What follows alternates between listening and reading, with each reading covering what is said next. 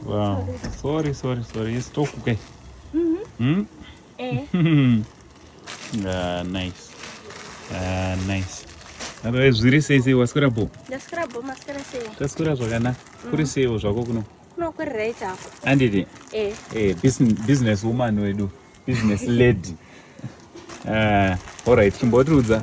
Ma-t-shirts, ndikuonawo nema-t-shirts ma-plastics. Nema-fleece, nesaga iro nema-t-shirt. Chii chiri musaga? Nema-t-shirts emubhero. Alright.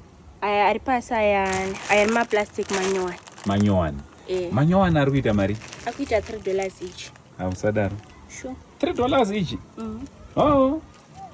Ndiudze wakamaona kupi stock, wakahodha stock. Chii chakaitika nemafleece? Mafleece pane munhu akanditi ngene ndinotora mafleece kutown. Alright. Akandipa ari 10. Izvi ndikatengesa 5 nezuro. Alright. Saka apa pane 5. Wow. Akakupa kuti anga kuwana kupi? Akandiona papage renyu paSaint TV. Alright. Wow. Oda kuti kudikwa ari munhu yeye. Atokuratidza rimwe dhiri remafleece ka? Muti Mwari amuwanire nyasha business rake ngariflow. Anditi? Kozoti kuma-t-shirts? Ma-t-shirts pana kandifonera futi achiti ndiye nditore manyowani. Alright. Wakapiwa mangani?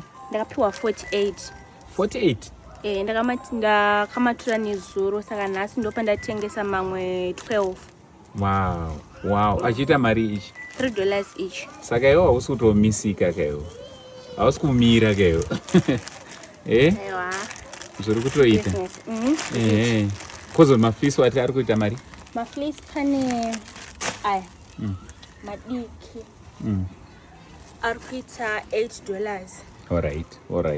Kobva kwazoita irihombe. So rakakura ndigonyatsoribhedhinga but chakakora. Alright. Wow. $15. Alright. And then iri rakakura futi. Rikuita $12. Wow. Neiro reblue iro rangofanana neri. Ndotombopromotawo inini ndotombopromotawo ndichatengawo rangu 1 pamafleece apa rikunoisawo pabheti handiti. Alright, saka ndo business riri kutofamba zvakanaka ka? Business izvi zviri kufamba kuza kukura. Riri kukura handiti? Uri kunzwa sei nezviri kuitika? Ndiri kunzwa kufara. So chipa papa ndotona kuti zvikapera ndinotora zvimwe. Maybe I'll end up ndatone shop. You end up watoita shop? Shop ndiri kuona iya padhuze nemashandiro auri kuitawo. Ukangoramba uchingoshingirira pakushanda kwauri kuita handiti? A lot of people are supporting you. What would you like to say to everyone who supported you from day one? Ndikuti kune wese akanisapota from day one, zvinhu zvake ngazviwedzere. Mwari ngaawedzere paakatapudza. Amen. And asagumire pane inini chete. Handiti? Vadzokorodza ipapo kuti vasagumire panewe because after iwewe izvezvi paneni chete. After iwewe izvezvi toda kutoti pane vakawanda vada kutobatsirwa vangoramba vachingwadi vachivabatsira. Handiti? Wow. Ndiri kufara kuti musikana ari grateful. Musikana ari kufara handiti? Saka ndezvipi zvimwe zvauri kuda kuita pauri kuona business rako richito improve kudai? Zvimwe zvandida kuita? Ndotombofaitira kuti staff yacho iwande. Alright. Ikawanda ndozotsvaga pekuzvitengesera like mutown. Kwazvinikaisa shop kunoko. I don't think zvofamba fast. Alright. Clients ako kunyango pese pawaingotengesera kuside kutown. Alright. Saka uri kuda shop. Ndikuda shop. Zvako zvobva zvaita. Zvangu zvobva zvaita. I wish you good luck handiti?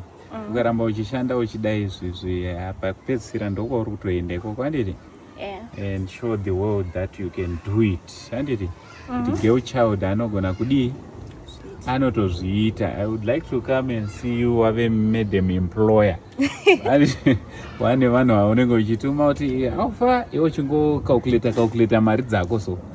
Handiti? Aiwa zvinoita Shania. Alright, iripo ndangondiwezongoonawo. So kune vanenge vachida kuorder zvinofamba sei? Vanenge vachida kuorder vanondibata panhamba dzangu. I think dziripo papage kuti mendidzide dziripo izvo nda kuziziya manje. 0789 367814. Ndo namba dzangu. So guys, namba idzo ndedze business, strictly business. Ende chimwe chinhu chamuri kufanira kuziva, ino ndine vanhu vanozotanga kutaura zvisina basa vakuda mwana.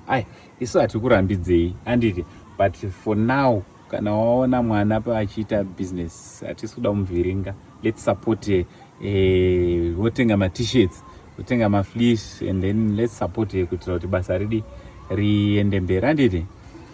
Chingoziva kuti pana Shania kune vamwe vanogona kuzoda kutoita sezvaunga vachiita zviye zvakufoni kwako.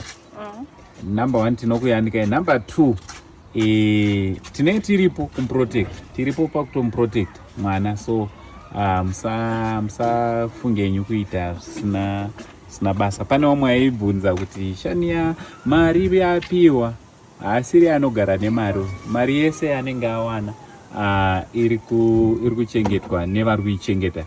So musazvinetse zvenyu mofunga kuti maybe ane mari. Kana staff irori harisi kugarira panapa, staff riri kugara somewhere kwaari kuzotora chinotengesa. Handimanzwa kuti anotengesera kutown, saka staff handingakwanise kuuya naro everyday. Pane vakamupa pekuchengetera mutown. So anyone anoda anything around town munongoarrange then mosangana naye, and hamusangani naye ari ega handiti, vari kuziva handiti. So musazoti hatina kuziva hachichi, no, hamusangani naye ari ega. It's either anenge atonango seindoro nasomeone kuitira kuti basa rake ringe rinoenda mberi. Iripo. Thank you so much. Alright, ndichatotorawo rangu ipapo fleece randiri kuda kutobhadhara mai manje kureva kuti haiwa zvangu zvatoita. Guys, hameno ndotora ripi? Indandatombofunga iroro hombe rachona iroro rononatsondiitira. Yeah. All right, thank you so much. Thank you very much.